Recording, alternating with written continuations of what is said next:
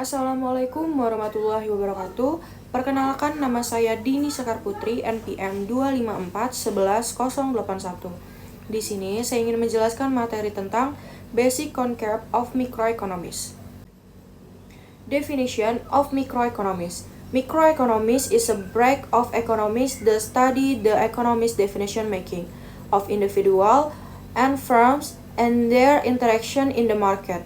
The study of microeconomics includes how consumer make a choice, how product determine the quantity of production, and how price and format through the interaction between demand and supply. Problem and principle. Masalah utama dalam ekonomi mikro timbul karena yaitu kebutuhan manusia tidak terbatas dan sumber daya terbatas. Sehingga muncul 3 pertanyaan dasar. Yang pertama, apa yang harus diproduksi? Yang kedua, bagaimana cara memproduksi? Dan yang ketiga, untuk siapa barang dan jasa diproduksi? Prinsip ekonomi adalah usaha untuk mendapatkan hasil maksimal dan dengan pengorbanan sekecil mungkin.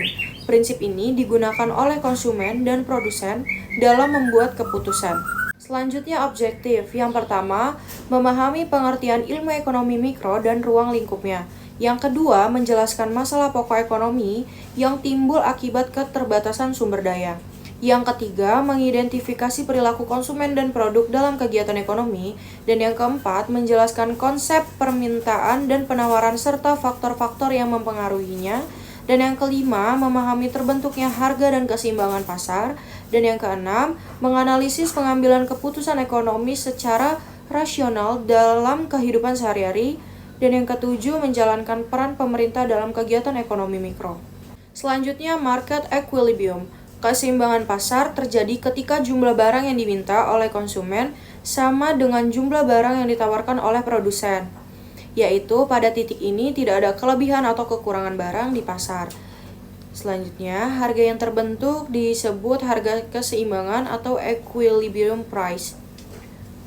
Dan jumlah yang diperjualbelikan disebut jumlah keseimbangan atau yang disebut equilibrium quantity.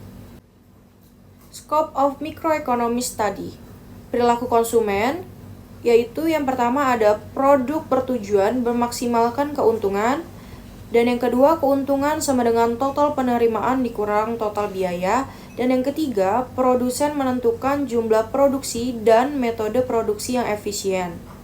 Selanjutnya, perilaku konsumen. Perilaku konsumen yang pertama ada konsumen bertujuan memaksimalkan kepuasan, dan yang kedua dipengaruhi oleh pendapatan, harga barang, dan selera.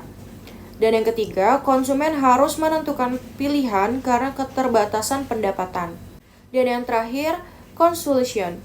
Ilmu ekonomi mikro mempelajari perilaku konsumen, produsen, dan pasar dalam mengelola sumber daya yang terbatas untuk memenuhi kebutuhan manusia yang tidak terbatas. Masalah pokok ekonomi meliputi apa yang diproduksi, bagaimana memproduksi, dan untuk siapa konsumen bertujuan memaksimalkan kepuasan.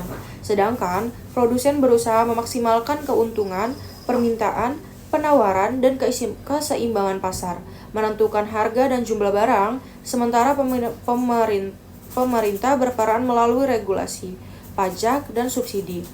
Dengan demikian, ekonomi mikro membantu memahami pengembalian keputusan ekonomi dan mekanisme pasar dalam kehidupan sehari-hari. Sekian presentasi dari saya akhiri. Wassalamualaikum warahmatullahi wabarakatuh.